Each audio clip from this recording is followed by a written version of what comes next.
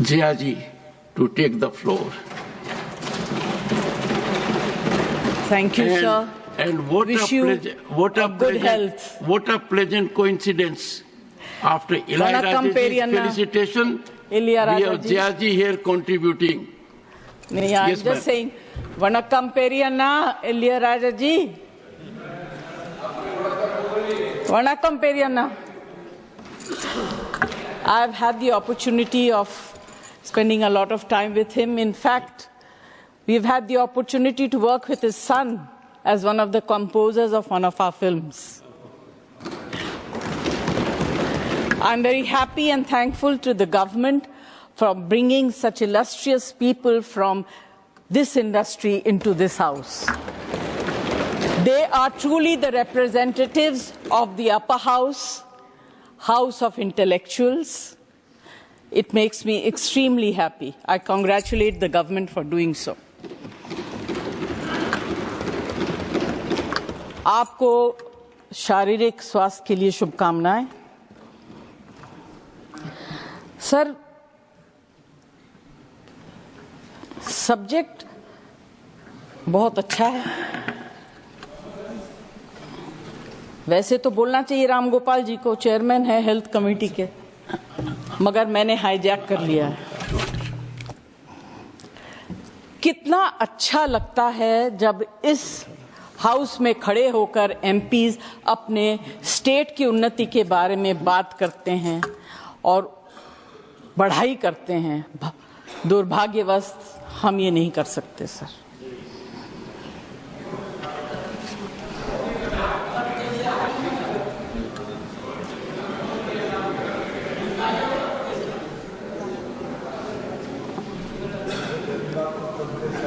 अगर डायलॉग बोल भी दूंगी सर तो अच्छा ही बोलूंगी, आप लोगों से तो अच्छा ही बोलूंगी।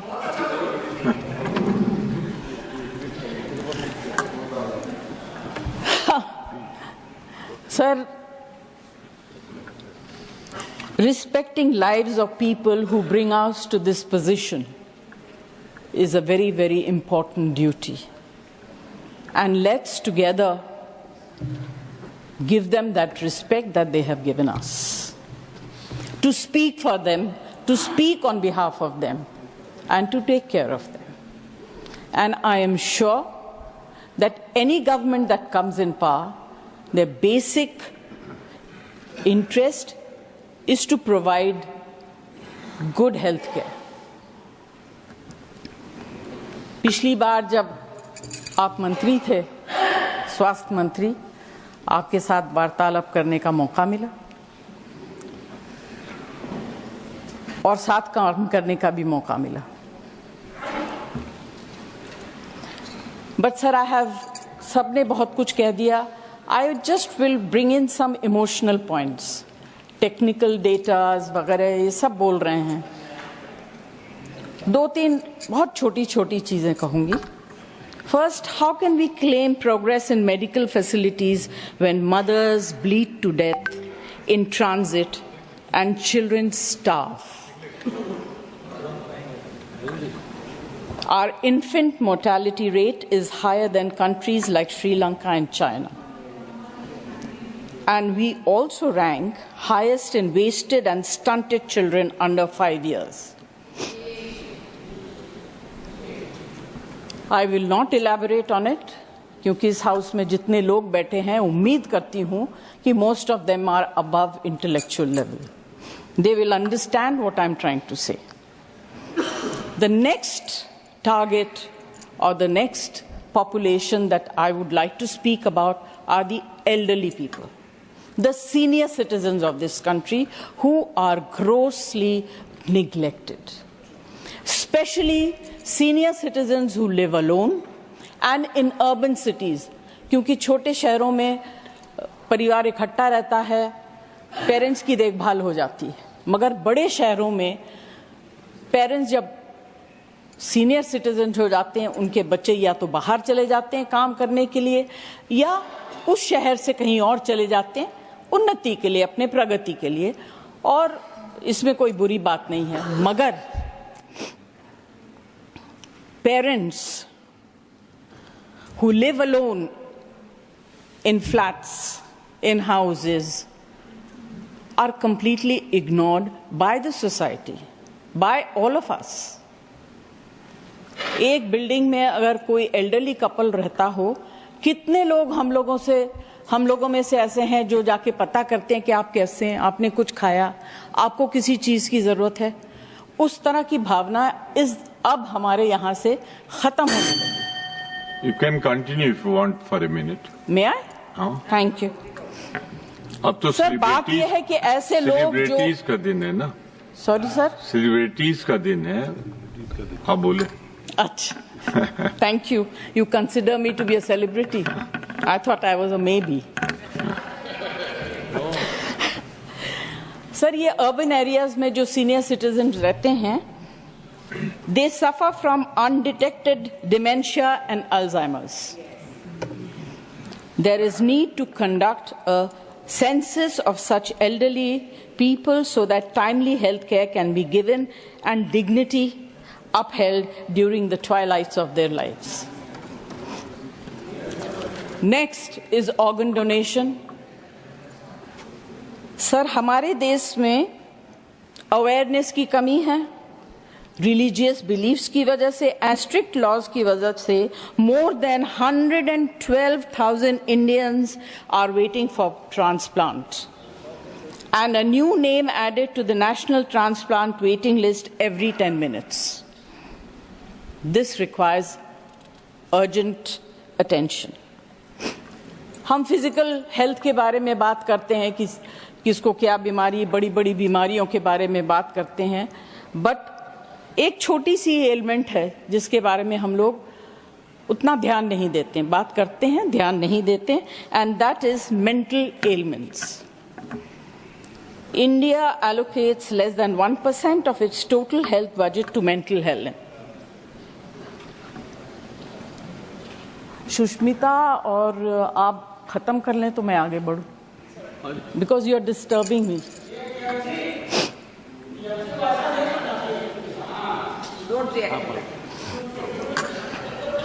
आप कंटिन्यू करें, 1 minute. Everyone speaks, sir, less than 1% of its total health budget to mental health.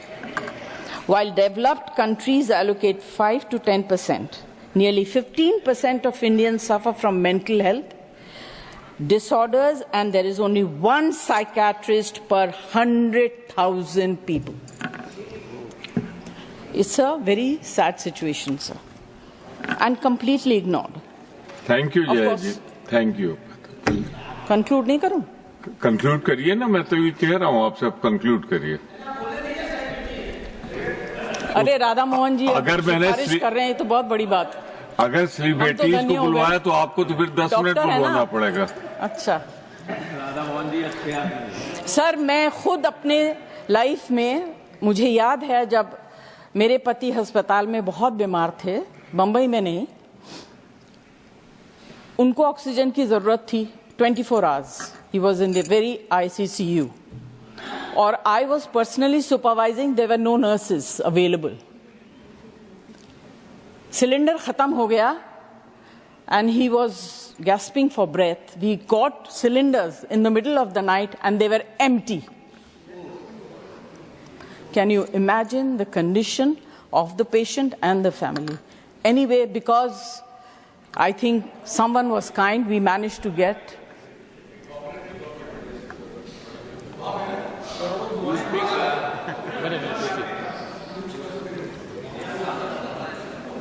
So this is very important, and this comes under the category of medicines as well.